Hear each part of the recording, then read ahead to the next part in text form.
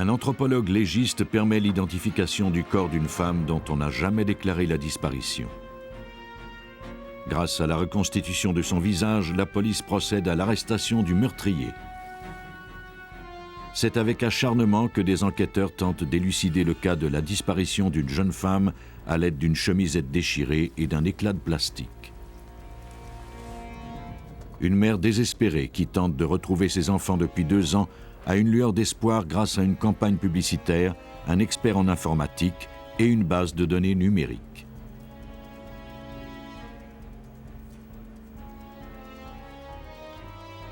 Chaque jour, de nouvelles personnes sont portées disparues, mais les technologies de pointe combinées au travail de détectives traditionnels permettent de tout mettre en œuvre pour les retrouver. De nos jours, il est devenu pratiquement impossible de disparaître sans laisser de traces.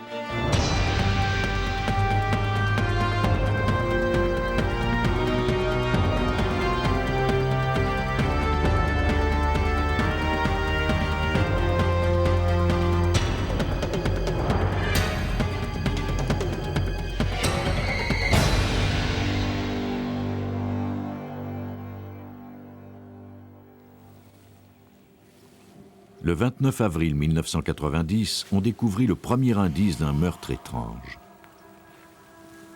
Cette enquête débuta grâce à la perspicacité d'un homme qui remarqua une chemisette déchirée, à moitié cachée dans les herbes, et une tache sur la chaussée qui ressemblait à du sang. Le dimanche matin, l'agent Kenny Corcoran avait fait cette étrange découverte près de sa maison, route Smiling Acres, dans le quartier de Tangipahoa, en Louisiane. Il avait immédiatement contacté le détective Chester Pritchett.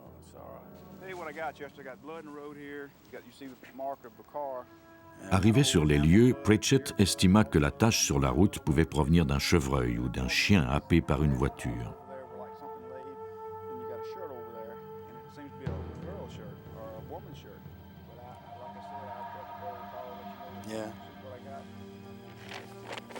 La chemisette déchirée, par contre, suscitait plus d'inquiétude. Les 2 hommes décidèrent qu'il y avait lieu d'approfondir l'enquête.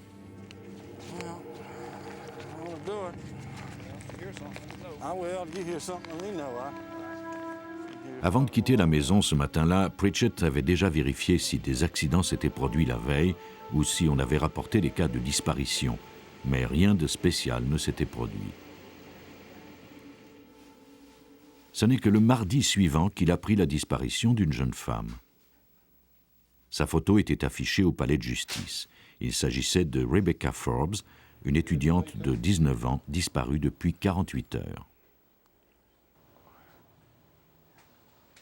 Elle portait une chemisette blanche qui ressemblait à celle découverte le dimanche précédent.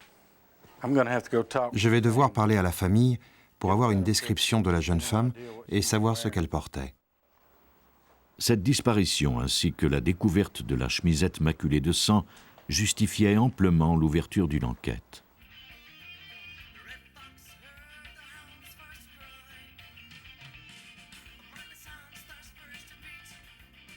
À 18h30, le 28 avril 1990, Rebecca Forbes se trouvait chez elle, à Dedham, en Louisiane, où elle se préparait à partir pour la ville voisine d'Indépendance, où se déroulait un festival italien. Virginia Forbes voyait sa fille pour la dernière fois.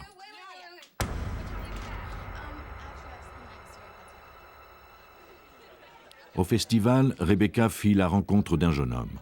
Ils discutaient et dansaient ensemble peu avant que les amis de Rebecca perdent sa trace. Personne ne se souvenait avoir entendu le nom de l'homme, mais Pritchett espérait que l'un d'eux pourrait l'identifier.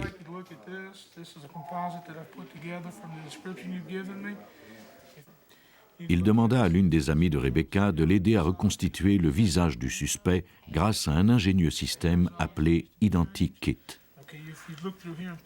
L'Identikit combine plusieurs caractéristiques faciales telles que des nez, bouche, yeux, sourcils, chevelures, qui sont ajoutés les uns aux autres pour créer un composite. Le résultat est ensuite photographié, puis distribué aux patrouilleurs.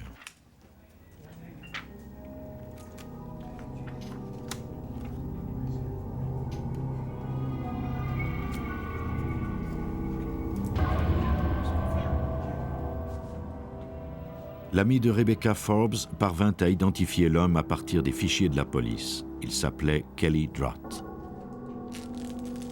À peine âgé de 20 ans, il avait déjà la réputation d'être un fauteur de troubles. On l'avait arrêté plus d'une fois pour effraction. Bientôt, Pritchett interrogerait Drott pour vérifier sa version des faits au festival. Mais il devait d'abord attendre les résultats des analyses de la chemisette découvertes par Kenny Corcoran. Pritchett avait remis le vêtement à George Skiro et Pat Lane du laboratoire judiciaire de l'État de Louisiane et leur avait demandé d'en tirer ce qu'ils pouvaient. Je l'ai installé et j'ai commencé mon examen préliminaire. C'est elle. Voici la chemisette qu'ils ont trouvée sur la route devant la maison de l'agent. Cette chemisette découverte sur Smiling Acres était une énigme. Il y avait quelque chose qui ressemblait à du sang dessus, mais nous ignorions si c'était lié à un crime quelconque.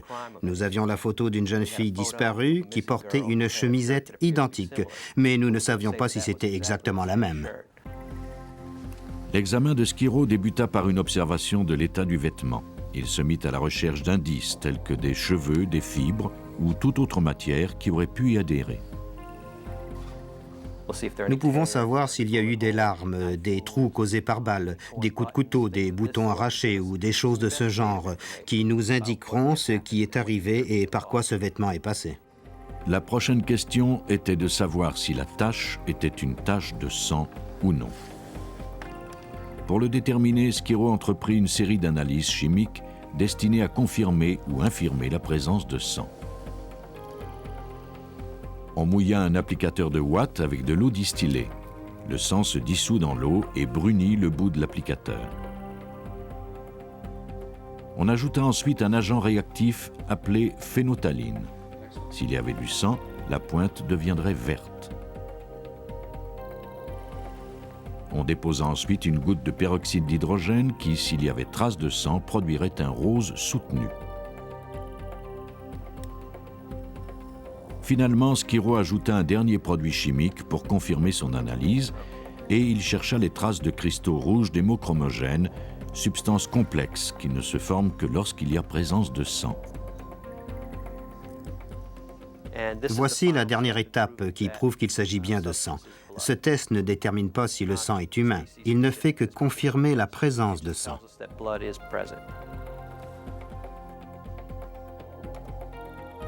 Pour Skiro, ce n'était que le début. Il devait maintenant entreprendre d'autres analyses plus élaborées.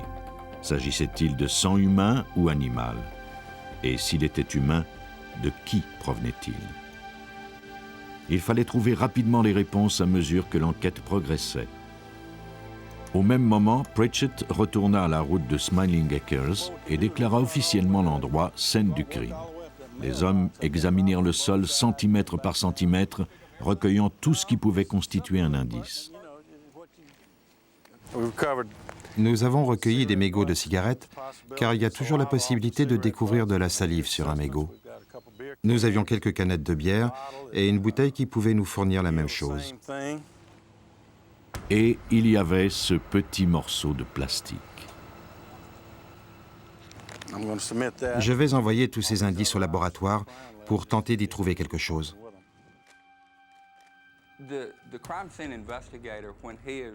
Lorsqu'un enquêteur de scène du crime travaille sur la scène même, et en particulier lorsqu'il se trouve dans un endroit public, ce qu'il considérerait normalement comme des rebuts deviendra tout à coup une source d'indices. Son attention va se concentrer entièrement sur ces déchets au bord de la route et il n'y verra plus que des indices potentiels. Le fragment de plastique n'était-il qu'un détritus ou un indice? Il n'allait prendre son sens que plusieurs semaines plus tard.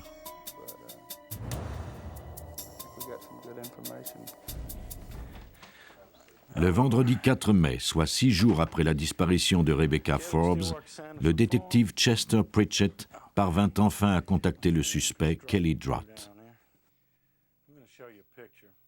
Avait-il simplement rencontré Rebecca ou en savait-il plus qu'il n'était prêt à le dire? Drott admit qu'il avait rencontré Rebecca. Elle lui avait demandé une cigarette, puis ils avaient dansé ensemble. Il déclara qu'elle avait disparu dans la foule vers 10 heures et qu'il ne l'avait plus revue ensuite. Kelly a bien manigancé. Je peux très bien l'imaginer rencontrant Rebecca à ce festival. Et comment il a profité de la situation lorsqu'elle lui a demandé une cigarette. Profiteur ou pas, la version de Kelly s'écroula dès que les enquêteurs eurent l'occasion d'examiner sa voiture. Dans le coffre, il n'y avait pas de coussin ou de tapis. Ils avaient été enlevés. Et il y avait de l'eau dans le creux au centre du pneu de secours, ce qui suggérait qu'il avait lavé le coffre. Il y avait aussi beaucoup de petites gouttelettes qui ressemblaient à du sang sur les charnières et sous les phares arrière. Il a déclaré que c'était le sang d'un chevreuil qu'il avait heurté et mis dans son coffre. Mais c'était insensé. Pritchett ordonna immédiatement la saisie de la voiture afin qu'elle soit analysée plus à fond par George Skiro et Pat Lane du laboratoire judiciaire. Je cherche dans les recoins. Par exemple, si quelqu'un a essayé de nettoyer des taches de sang, ça va couler derrière les coussins ou dans les fibres du tissu. J'examine toujours les recoins. Lors de son analyse, il devint évident pour Skiro qu'un chevreuil n'avait pas pu laisser de sang à l'intérieur des montants de porte et sur l'interrupteur des phares. Ça m'indiquait que cela s'était produit la nuit et ça me fournissait un espace-temps. Ça ne pouvait pas s'être produit de jour, puisque le sang avait taché l'interrupteur au moment où la personne avait allumé ses phares. Le temps commençait à presser. Skiro devait maintenant déterminer si le sang de la chemisette et celui de la voiture de Kelly Drott provenaient bien de la même source. Les deux échantillons subirent les mêmes analyses. Il fallait d'abord déterminer s'il s'agissait du sang d'un chevreuil ou de sang humain. L'analyse en question consiste en un croisement par électrophorèse et est basée sur la propriété qu'ont les anticorps, substances chimiques générées par le système immunitaire, de reconnaître des marques de sang.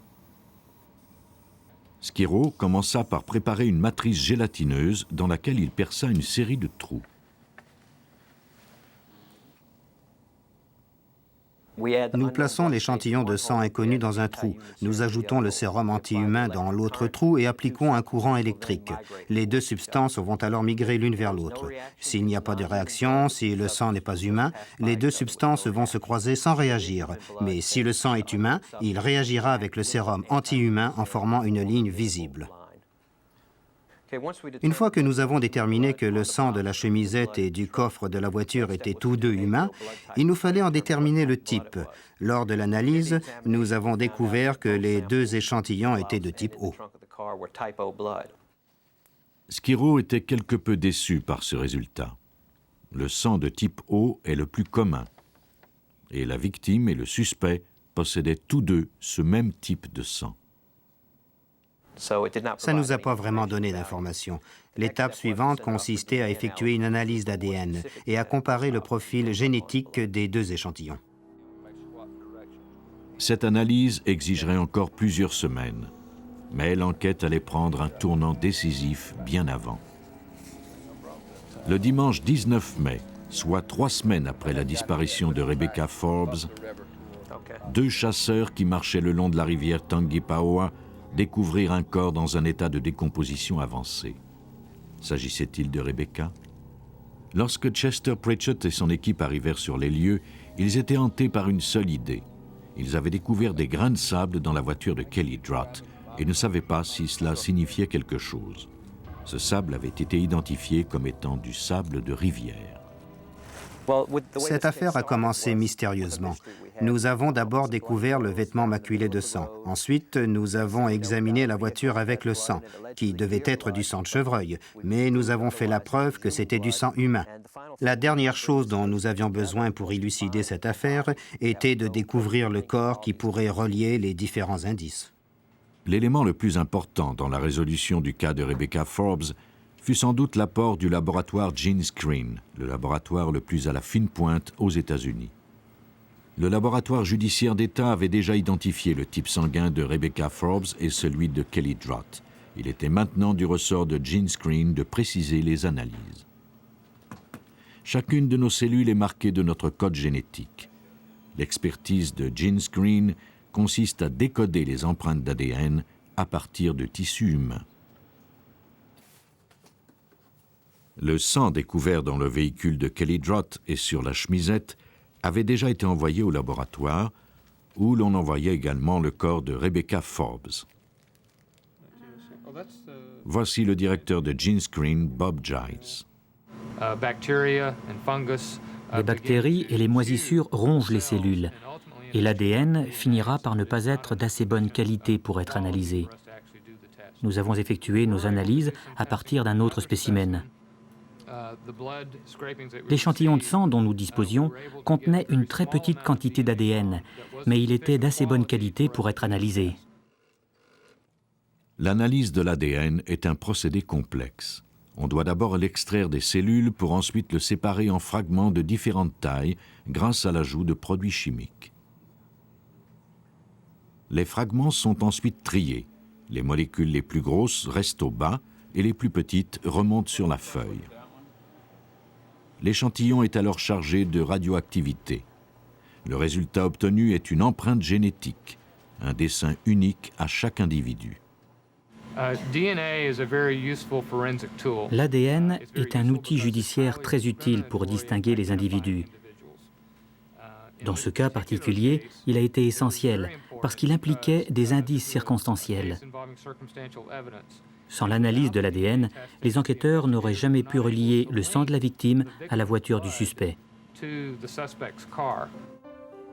Les résultats obtenus ne pouvaient pas être plus clairs, comme nous l'explique Judy Floyd, analyste chez GeneScreen. Ce que l'ADN nous a révélé, c'est que le sang qui se trouvait sur le vêtement était bien celui de Rebecca Forbes, et nous pouvons l'affirmer avec certitude. Le sang de la voiture de Drott était également celui de Rebecca Forbes, la victime. Ce que l'ADN ne nous a pas révélé, c'est ce qui est arrivé cette nuit-là, le déroulement des événements de cette attaque brutale. Un dernier élément de preuve vint consolider l'accusation de Kelly Drott. Le petit fragment de plastique recueilli près de la chemisette maculée de sang de Smiling Acres. Il s'agissait d'un fragment de plastique provenant d'une montre. Rebecca Forbes portait une montre-bracelet quand on découvrit son corps près de la rivière. Le fragment provenait-il de cette montre? Le fragment de plastique et les autres débris qui étaient là, nous ne savions vraiment pas ce qu'ils représentaient. Mais lorsque j'ai vu cette montre, le morceau de plastique découvert sur la scène de la chemisette a pris un tout nouveau sens. Si nous prouvons que ce morceau de plastique fait bien partie de cette montre, nous aurons le lien dont nous avons besoin entre le corps de la victime et le vêtement. Le fragment de plastique semblait bien provenir de la montre de Rebecca. Il s'y emboîtait parfaitement, mais Lane devait tout de même en faire la preuve. Le long du rebord de plastique, il remarqua une série de petites ébréchures où des petits fragments étaient restés accrochés après avoir été cassés. Lane moula la face intérieure du rebord dans l'espoir de découvrir si ces irrégularités correspondaient bien à celles du fragment de plastique.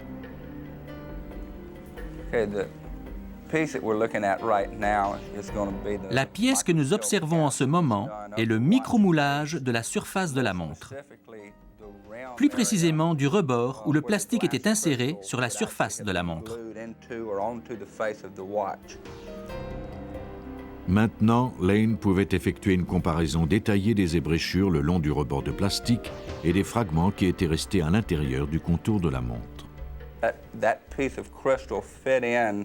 Le morceau de plastique s'emboîtait parfaitement avec les petits morceaux du contour de la montre. Nous avons finalement démontré la correspondance avec le morceau de plastique.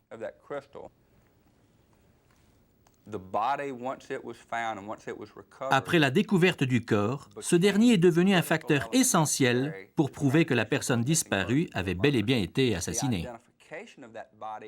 L'identification du corps comme étant la victime a été très importante. Puis bien sûr, la correspondance que nous avons démontrée entre la montre et le fragment de plastique découvert au même endroit que la chemisette. Tous ces éléments mis ensemble ont permis de construire une accusation très solide.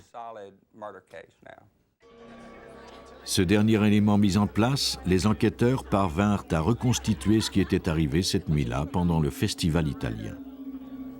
Rebecca avait rencontré Kelly et dansé avec lui. Vers minuit, il l'avait emmené se promener en voiture. Il s'était arrêté sur le chemin de Smiling Acres où ils s'étaient disputés. Dans un accès de rage, Kelly Drott avait tué Rebecca Forbes. De toute évidence, la victime est morte et ne peut pas parler. Et même si le suspect parle, nous ne savons pas s'il dit la vérité ou non. Les preuves physiques, elles, ne mentent pas. Elles ont le potentiel de nous dire à quel moment un événement s'est produit.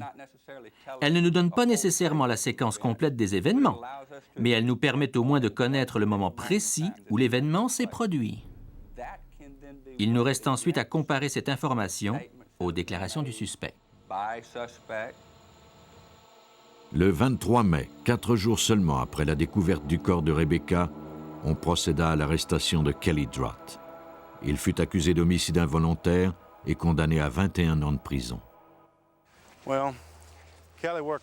Kelly faisait partie de l'équipe de construction d'une usine locale de transformation de poulets. Il a eu un différend avec un de ses coéquipiers avec qui il se rendait au travail. Et il lui a dit quelques jours auparavant que s'il ne faisait pas attention à ce qu'il disait, il se retrouverait dans la rivière comme cette fille qu'il y avait jetée.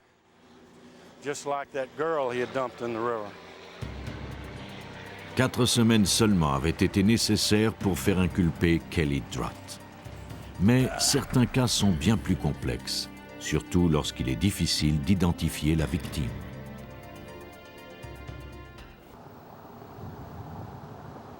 « 22 mars 1988, au cœur d'une forêt au sud de St. Louis, commença l'enquête du cas le plus mystérieux jamais rencontré par la patrouille de l'État du Missouri.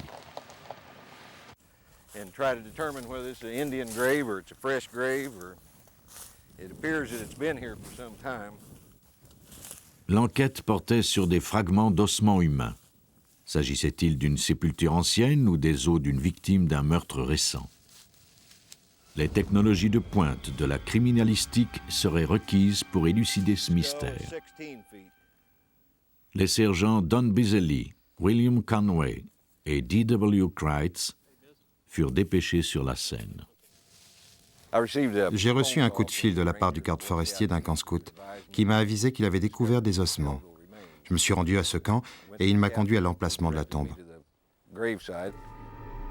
Cette histoire remontait à 4 mois, à l'époque où Remo Pitkänen, arpenteur géomètre de Finlande et ancien scout, avait été mandaté pour dresser la carte du ranch des scouts de SF.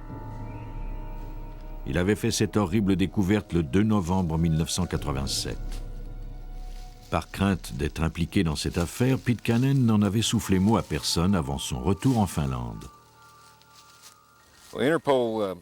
Interpol a demandé aux autorités finlandaises de contacter ce monsieur de Helsinki et l'a fait interroger en finlandais. Nous avons ensuite fait traduire les transcriptions. Pendant près d'une semaine, Conway et Biselli fouillèrent le site avec soin. Les indices étaient rares. Un crâne et le maxillaire inférieur, quelques mèches de cheveux noirs, quelques os épars dont certains étaient situés plusieurs mètres plus loin. Certains portaient des marques de dents. Ils avaient probablement été rongés par des animaux.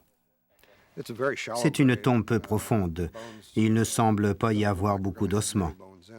Nous avons découvert quelques os plus loin, dans le périmètre, qui font sans doute partie de ce que nous avons ici. Il va falloir analyser tout ça. Nous n'avons pas grand-chose pour le moment.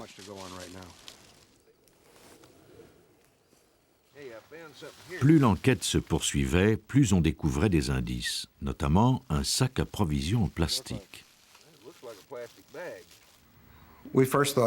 Nous avons d'abord pensé que nous étions dans un cimetière indien, Mais quand nous avons commencé l'excavation de la tombe et découvert un sac à provisions fabriqué entre 1979 et 1985, cela nous a réellement aidés. Un autre indice allait bientôt jouer un rôle important dans la découverte de l'identité de la victime. Il s'agissait d'un bouton de métal sur lequel était gravé le logo Texwood.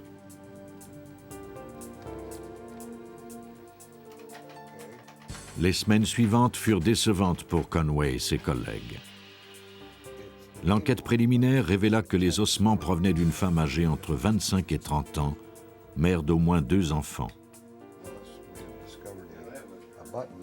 Quelqu'un devait avoir signalé sa disparition. La victime a été identifiée comme étant caucasienne. Alors nous avons commencé notre recherche en fouillant dans les rapports de disparition de caucasiennes. Beaucoup d'entre elles avaient à peu près le même âge et étaient de la même taille.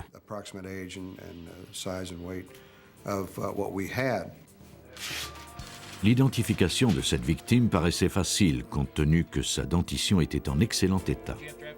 Le crâne et les dents qui restaient n'indiquaient ni carie ni obturation, ce qui est très rare dans notre société. Nous avons ainsi pu éliminer plusieurs rapports de personnes disparues. Les enquêteurs eurent bientôt éliminé toutes les femmes disparues du Missouri et de 6 États voisins. Personne n'avait rapporté la disparition de cette jeune femme dont les ossements avaient été découverts dans la forêt. Les enquêteurs décidèrent de tenter une nouvelle approche. Ils contactèrent l'anthropologue légiste Michael Charney de l'Université d'État du Colorado, reconnu pour son talent à identifier les individus à partir de fragments de squelettes. Ses connaissances extraordinaires lui permettent de découvrir l'âge, le sexe, la race et même de reconstituer l'apparence physique d'une personne disparue. J'ai dit « Attendez une minute ». La première chose qui m'a frappé, c'est que ce n'était pas une femme blanche. C'était une orientale, quelqu'un de souche mongoloïde. Amérindienne, chinoise, japonaise, inuit ou quelque chose de ce genre. Charney avait tout de suite vu ce qui avait échappé aux enquêteurs de la police. Les personnes de race blanche ou noire ont des visages relativement étroits et longs, alors que les peuples de Mongolie et d'Asie du Nord-Est ont des visages beaucoup plus larges. Pendant ce temps, les enquêteurs poursuivaient leurs recherches à partir des autres indices découverts dans la tombe. Leur attention était principalement axée sur ce bouton et son étrange logo. Nous avons pensé que ce bouton serait facile à identifier à cause du mot Texwood qui était inscrit. Nous avons téléphoné au Texas dans l'espoir que quelqu'un là-bas saurait quelque chose. Nous avons trouvé toutes sortes de manufacturiers du nom de Tex ou Texwood au Texas, mais ça s'arrêtait là. Finalement, nous avons contacté les douanes américaines et quelques heures plus tard, un agent de New York nous a rappelés et nous a mis en contact avec un représentant de Texwood. Ils étaient manufacturiers de blue jeans à Hong Kong. On les surnommait les Levi's de l'Orient. Texwood distribuait ses jeans exclusivement en Extrême-Orient. Ce sont des jeans plus étroits et coupés spécialement pour la silhouette asiatique. Le portrait de la victime commençait à prendre forme. Et plus important encore, il correspondait à ce que Michael Charney avait découvert, une femme mince, asiatique, entre 25 et 30 ans, mère d'au moins 2 enfants. L'origine asiatique de la victime diminuait de beaucoup le champ de recherche. Mais qui donc était-elle? Une des pistes que la police suivait impliquait une personne disparue dans l'État de Géorgie, une asiatique. Les enquêteurs obtinrent une photo de la femme et l'envoyèrent à Charney.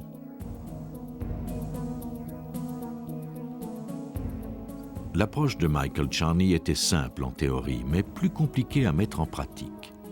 Il photographia le crâne et le superposa au visage de la femme.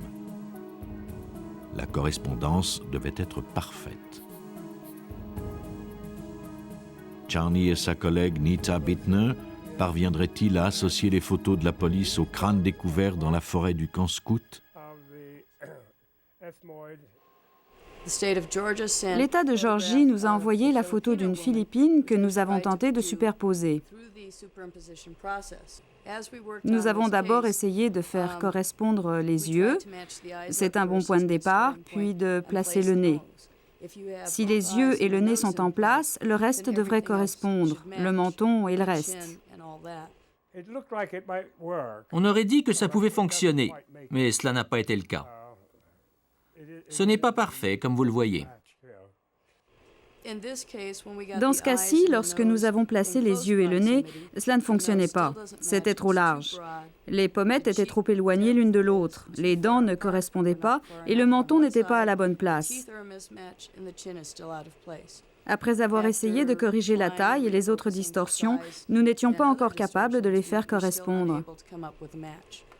Nous avons obtenu les photos de l'État de Géorgie. Nous les avons envoyées au Dr Charney. Il les a superposées et nous a téléphoné pour nous dire que ce n'était pas elle. Jusqu'à présent, toutes les tentatives d'identification de la victime avaient échoué.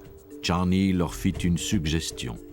Pourquoi ne pas tenter de recréer le visage de la femme?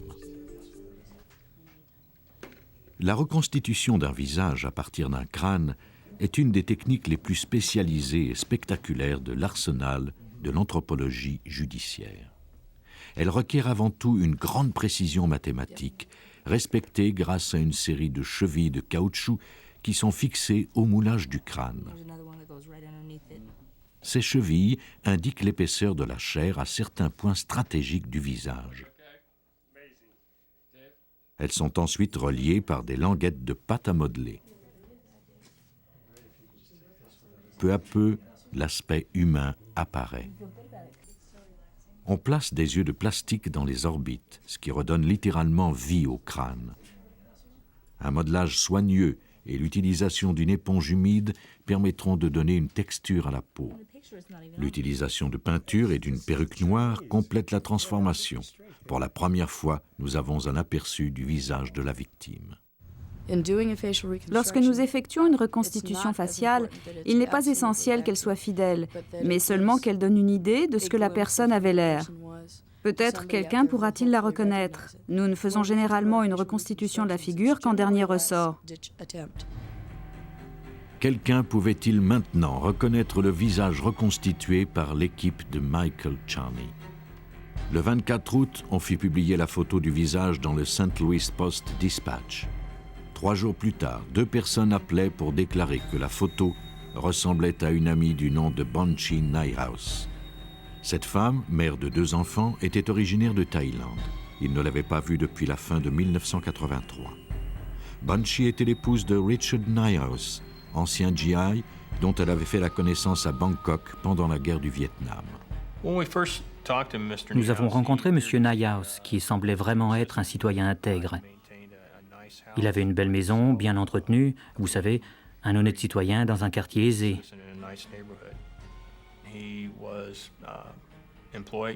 Il était bien rémunéré et travaillait à temps plein. Il élevait ses 2 fils qui allaient à l'église et étaient de bons élèves.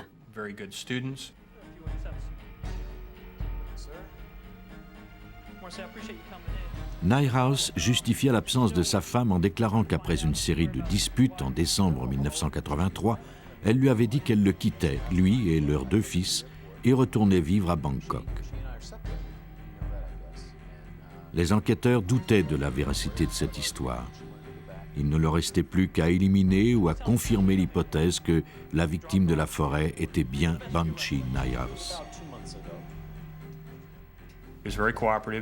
Il a été très coopératif. Il nous a même donné des photos de famille afin de nous aider dans notre enquête. Les photographies n'étaient pas idéales, mais Michael Charney fit son possible. Elle fait des grimaces dans la voiture et tire la langue. On m'a envoyé cette photo. Nous avons pris environ 24 clichés de son crâne en le plaçant sous différents angles pour pouvoir l'aligner avec la photo. Les mêmes 2 faces du visage que nous avons ici. Comme la photo avait été prise d'un certain angle, il fallait avoir exactement le même, comme vous le voyez. Malgré les difficultés de positionnement du visage sur le crâne, Michael Charney fut bientôt convaincu qu'il s'agissait bien de Bunchi. Nous avons d'abord appris que Charney avait réussi la superposition de la photo de Bunchi Naihaus et du crâne que nous avions découvert. À partir de ce moment, l'enquête a pris une toute autre tournure. Nous savions maintenant qui était notre victime et nous avions un suspect en la personne de M. Naihaus. Les enquêteurs découvrirent rapidement une série de faits incriminants. Richard Naihaus et sa femme avaient fréquemment de violentes disputes. Il avait pris plusieurs jours de congé en décembre 1983, au moment où sa femme avait disparu. Peu après, il avait divorcé et retiré le nom de Bunchi comme bénéficiaire de son assurance vie.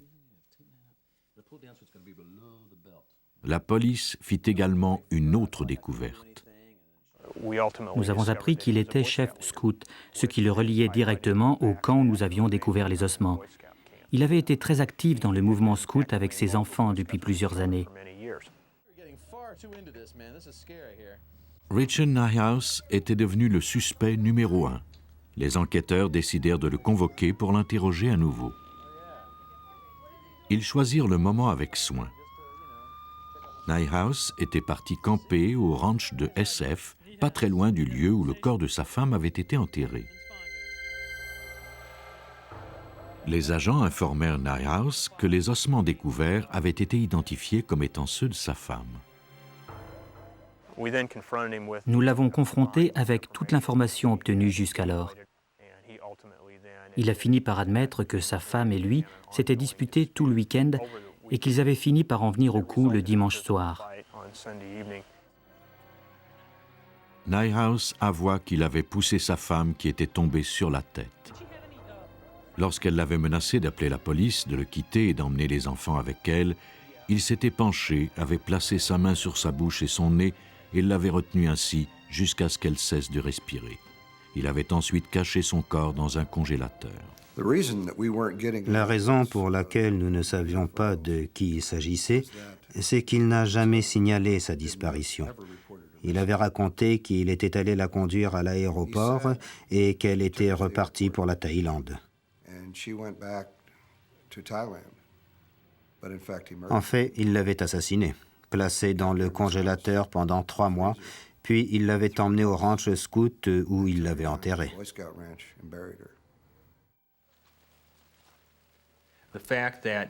Le fait qu'il n'ait pas signalé sa disparition nous a rendu la tâche plus difficile. Nous enquêtons sur ces événements et sur ces gens qui ont disparu en nous basant sur le fait que quelqu'un veut les retrouver, que les personnes qui les aiment vont signaler leur disparition et tenter de les retrouver. Dans ce cas-ci, c'est Naihaus qui aurait dû signaler sa disparition, mais il ne voulait pas faire ça. Richard Naihaus fut accusé de meurtre au premier degré. Il purge une peine à perpétuité sans possibilité de libération conditionnelle. Lors du procès, la sculpture créée par Michael Charney trônait dans la salle d'audience. Grâce à cette sculpture, justice avait pu être faite. Les techniques qui permettent de faire arrêter les meurtriers peuvent également résoudre des cas d'enlèvement d'enfants.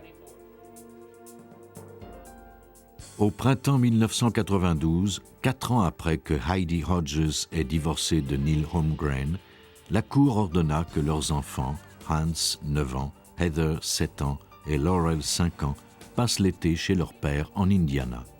Depuis la séparation du couple, c'était la première fois qu'ils passaient un moment avec leur père. Bien que les enfants se faisaient une joie de revoir leur père, Heidi avait des appréhensions. J'avais très peur parce que j'ignorais ce qui allait arriver. Mon intuition me disait que ce n'était pas une situation normale et que quelque chose de négatif pouvait se produire.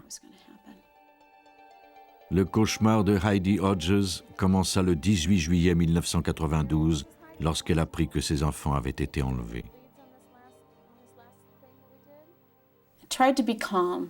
J'ai essayé de rester calme, même si je ne l'étais pas. J'avais le pressentiment que quelque chose de terrible était en train de se produire, mais je ne pouvais rien faire. J'avais seulement très peur. Ces enfants disparurent sans laisser de traces. 2 années entières et l'apport d'une technologie de pointe serait requise pour que cette femme puisse les revoir. J'ai reçu un appel des enfants le 27. Ils semblaient avoir très peur.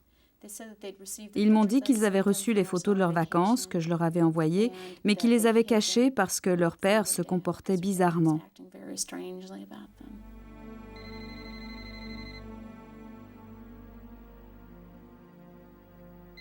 Puis, ce fut le silence. Incapable de contacter son ex-mari, Heidi fut bientôt convaincue qu'il ferait tout pour l'empêcher de revoir ses enfants.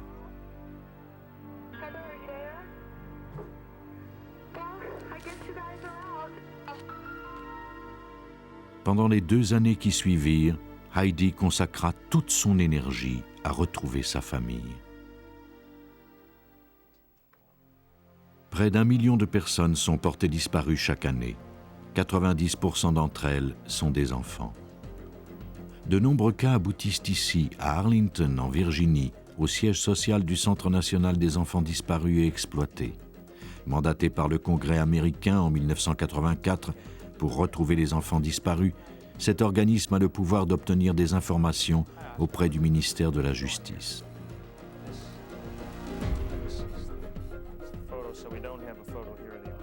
Voici le président de cet organisme, Ernest Allen.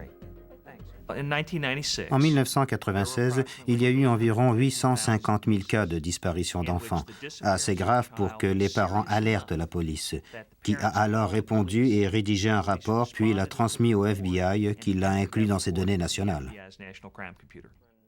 Depuis sa création, le centre a reçu 1 million d'appels sur sa ligne ouverte 24 heures sur 24, a collaboré avec différents services de police à 50 000 cas et ainsi contribué à retrouver 33 000 enfants. Environ 2300 enfants sont portés disparus chaque jour aux États-Unis.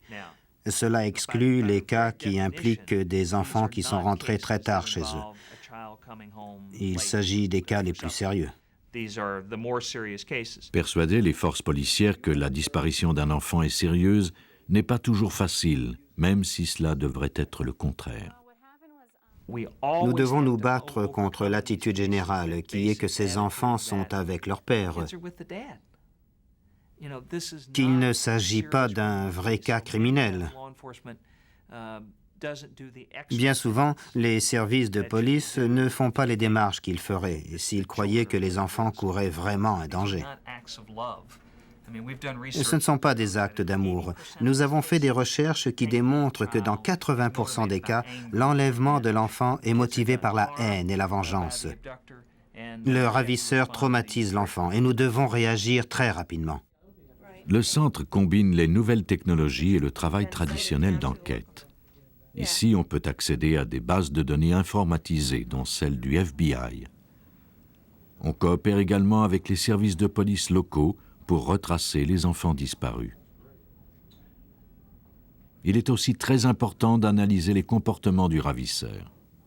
Kathy Noherney était l'une des agentes assignées au cas de Heidi Hodges. Le ravisseur est débrouillard. C'est un homme de plein air. Il sait comment manipuler une arme. Il n'est pas du genre à rester au même endroit bien longtemps. Il peut fort bien changer de nom. Les enquêteurs découvrirent plus tard que pendant près de 2 ans, Neil Holmgren et ses enfants avaient vécu une vie de fugitifs et passaient d'un terrain de camping à l'autre après quelques semaines. Le comportement de Neil correspondait à ce qu'avait pressenti Heidi Hodges. Je savais qu'il avait un véhicule récréatif et qu'il voyagerait. J'ai alors acheté des répertoires de terrains de camping et des listes d'envoi de tous les parcs récréatifs du pays. Et j'ai envoyé des affiches à tous ces endroits. L'entrée en jeu du centre permit de mettre sur pied une campagne de publicité mieux organisée. Son outil le plus efficace s'appelle Advo, une compagnie située à Hartford, au Connecticut, spécialisée en envois postaux. Chaque année, cette compagnie distribue des millions de photos d'enfants disparus imprimées sur des cartes postales. Voici le représentant d'Advo, Vince Giuliano. Le monde bouge à un tel rythme. Comment pouvons-nous faire passer les messages? Un des atouts d'Advo est le nombre de maisons touchées, 74 millions. Donc, plus de 150 millions d'Américains qui tiendront cette carte dans leurs mains et peuvent reconnaître un enfant. Mais si ces statistiques extraordinaires indiquent que la moitié du peuple américain peut voir ces cartes, cela entraîne cependant certains désavantages. Le 20 juin 1994, Advo distribua des cartes avec la photo de Hans Holmgren, mais sans succès. Kathy Noherney en découvrit la raison par la suite. Eh bien, le ravisseur reçoit du courrier lui aussi. Il ou elle pourra voir la carte et se dire que c'est le temps de partir, qu'il doit reprendre la route. Dans ce cas-ci, il était clair que le ravisseur avait reçu l'envoi d'Advo avec la photo de l'un de ses enfants. Nous avons appris d'un de ses voisins, après que les enfants aient été retrouvés, qu'on l'avait vu se promener dans le quartier et ouvrir les boîtes aux lettres pour y enlever les cartes d'Advo. Malgré cela, les cartes avaient peut-être produit un certain effet. Elles rappelaient au ravisseur que chacun de ses gestes était surveillé. Plus nous pouvons déranger la vie du ravisseur, mieux c'est. Nous tentons de le rendre inconfortable, de le faire bouger, de l'obliger à s'ajuster, ce qui nous donnera plus de chances de l'arrêter.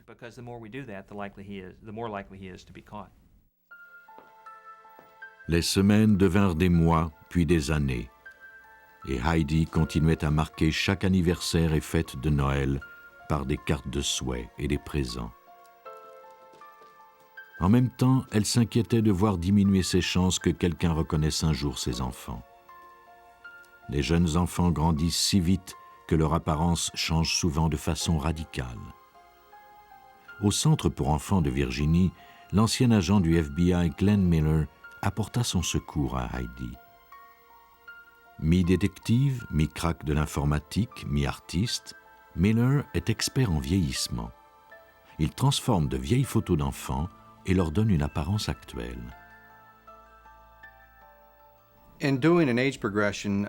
Lorsqu'on fait un vieillissement, c'est très important de conserver la qualité photographique de l'image. Toutes les caractéristiques de l'enfant doivent être reportées dans la nouvelle image. Nous voulons être le plus près possible de ce que l'enfant a l'air aujourd'hui. Miller utilise des logiciels qui lui permettent de modifier la forme du visage d'un enfant de façon cohérente. Voici Heather Holmgren à l'âge de 7 ans.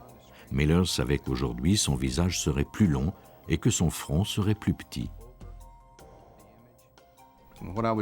Voici ce que j'ai fait. J'ai placé un quadrillage sur cette image, identifié certaines parties du visage qui devaient être étirées, notamment les 2/3 du bas. En utilisant le quadrillage, j'ai étiré le visage vers le bas pour refléter la croissance normale. Miller fusionna ensuite la photo d'enfance d'un des parents à celle de l'enfant disparu. Ensuite, je dois vieillir les yeux, le gauche, le droit, et étirer. C'est la partie artistique.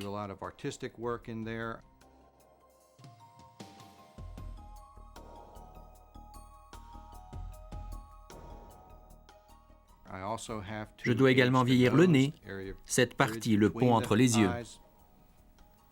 Les dents changent elles aussi. Nous allons donc effectuer des changements dans cette région. La dernière étape est la plus difficile. Il s'agit de la chevelure. Les petites filles ont parfois des coiffures inattendues. Nous nous basons surtout sur des photos de référence. Nous disposons d'environ 3000 photos d'individus de l'âge préscolaire à l'âge adulte. Nous choisissons selon notre jugement. Et nous ne savons pas quelle sera sa coiffure, mais nous devons en choisir une. Grâce au savoir-faire de Miller, Heather était maintenant âgée de 10 ans.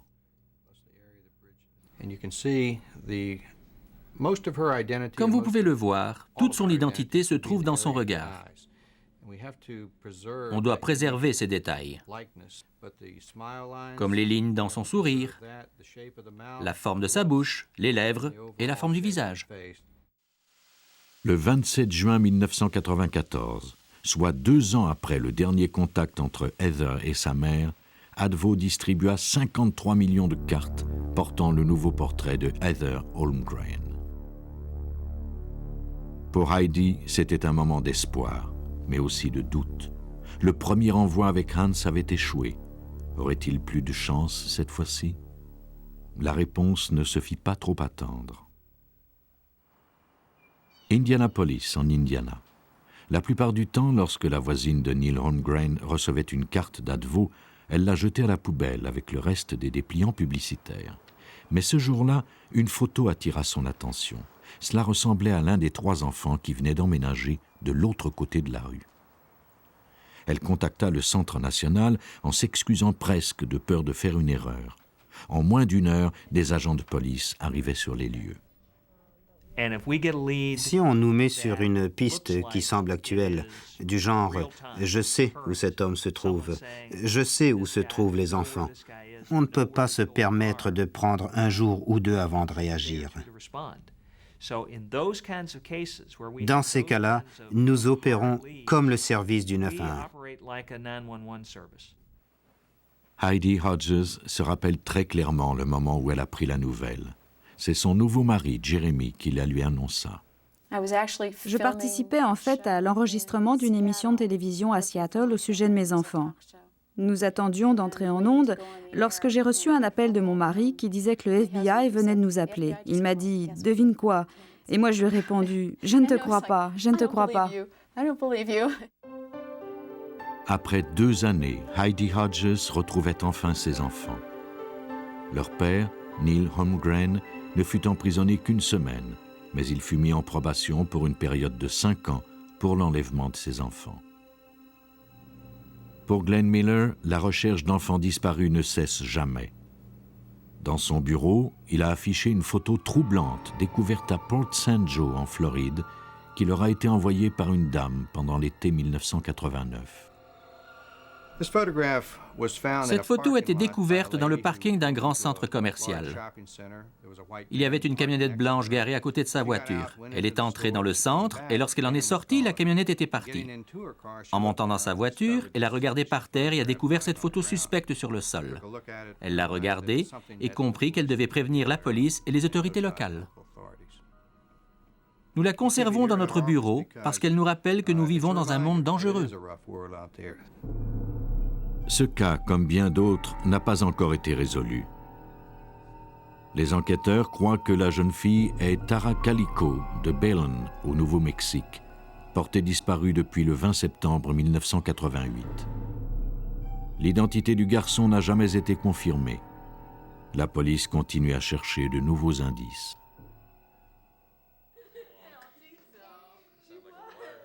Pour Heidi Hodges, le retour de ses enfants a marqué la fin d'un voyage entre l'espoir et le désespoir. Avec son nouveau mari, elle profite pleinement de chaque jour qu'elle passe en compagnie de ses enfants. Pour d'autres, les sciences modernes fournissent au moins la satisfaction de savoir que le meurtrier de leurs amis ou parents a été arrêté et que justice a pu être faite.